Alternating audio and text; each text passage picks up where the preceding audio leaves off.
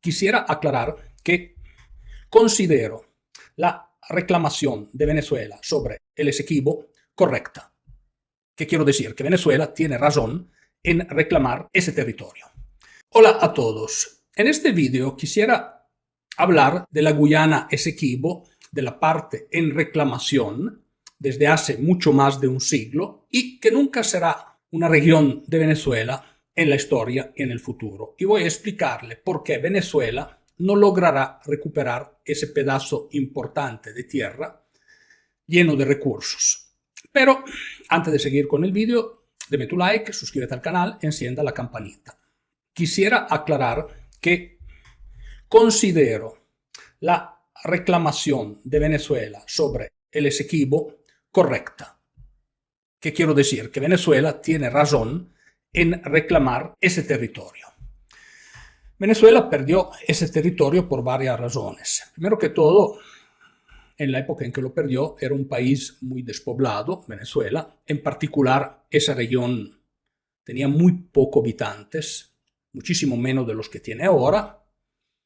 Había poco interés en los gobiernos de Venezuela de aquel entonces en proteger esos intereses territoriales. Y por otro lado, habían las acciones predatorias de Gran Bretaña, del Reino Unido, del Imperio Británico, que en forma poco transparente, si me permiten, le quitó ese territorio a los venezolanos. Y de allí empezaron los problemas. Entonces, de un lado, un pueblo que no tenía un espíritu de unidad nacional, no tenía la fuerza, ni la capacidad, ni la visión para proteger su territorio, y del otro, un depredador que en forma poco limpia le quita el territorio. Poco limpia al punto que cuando hubo un primer arbitraje, Venezuela no pudo participar en el arbitraje. O sea, la parte interesada no estaba en el arbitraje. Con eso se dice todo. Pero de allí en adelante, creo que las acciones de todos los gobiernos han sido muy ineficientes en tratar de recuperar ese territorio y muy poco exitosas.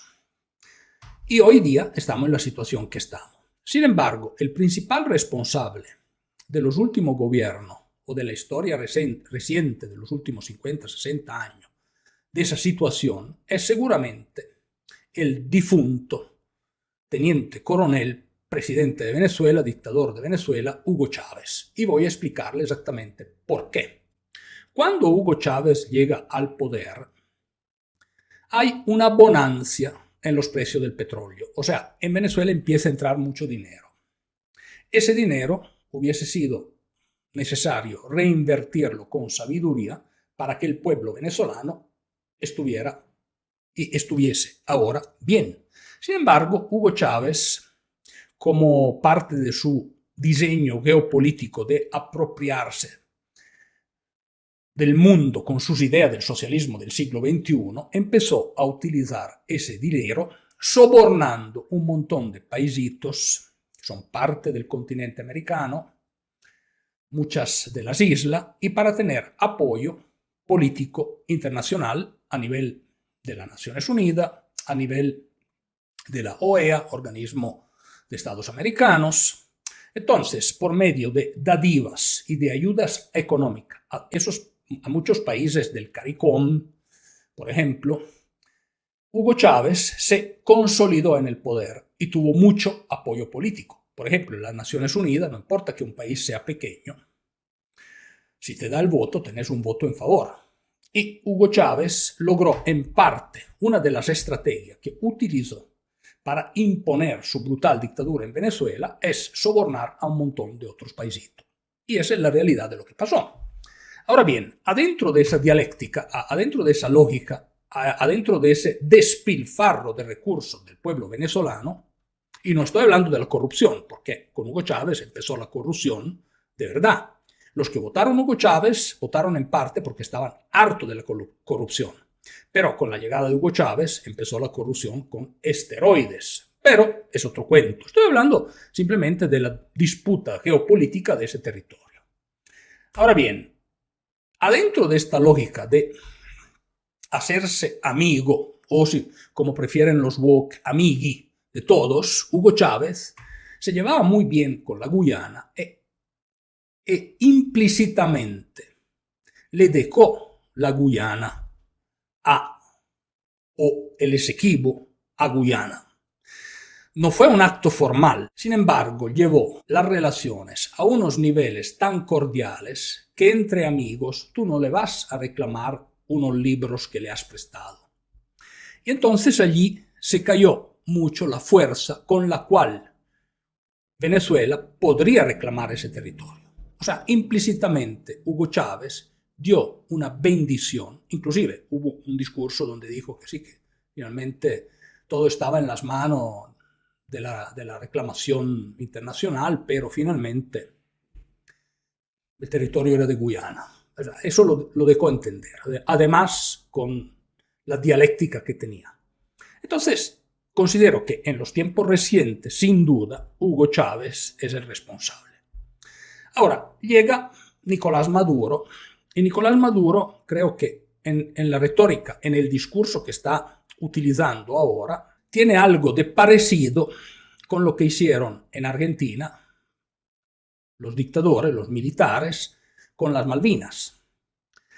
Por levantar un poco su popularidad, ha alzado el tono en contra de Guyana. Pero es la misma tipología, el mismo modus operandi utilizado en la Argentina por parte de la dictadura argentina de derecha en contra de las Malvinas. En ambos casos, en Venezuela no ha ocurrido todavía, han ocurrido en estos días algunos accidentes, pero no hay todavía una guerra abierta. Pero si ocurriese en Guyana una guerra como ocurrió en las Malvinas, Venezuela pierde en 3 días, porque Guyana estaría protegida por el Reino Unido, por Estados Unidos, por los intereses petroleros que hay, y aniquilarían al ejército venezolano en un 2+2. Entonces, de un punto de vista militar, obviamente no hay ninguna opción, porque el mismo gobierno chavista sabe que tiene todas las de perder. De un punto de vista negocial, ahora hay un problema grave.